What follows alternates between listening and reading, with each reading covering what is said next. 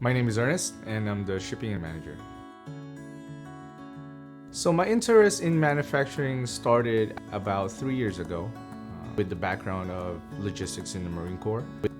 I pursued that career in logistics. My first job outside the military was with manufacturing, and I just fell in love with it.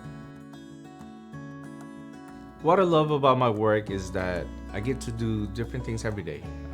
A lot of challenges, but I love to face those challenges with a positive energy. I get to work with a lot of with the team members in the company, and I get to build great relationships with vendors. One memorable moment that I can think of that I really enjoyed was during the company picnic.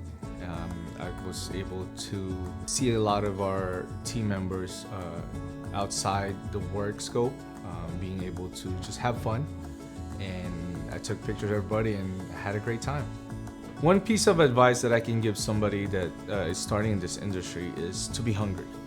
There are so much possibilities and opportunities within manufacturing that is still, I believe, is untapped, and there's so many room for growth, and stay hungry. What I'm excited about Penn in the future is that the broadening of our scope within SoCal, and we already have some customers that's outside California, but being able to also reach internationally, I think that will be a really, really great opportunity.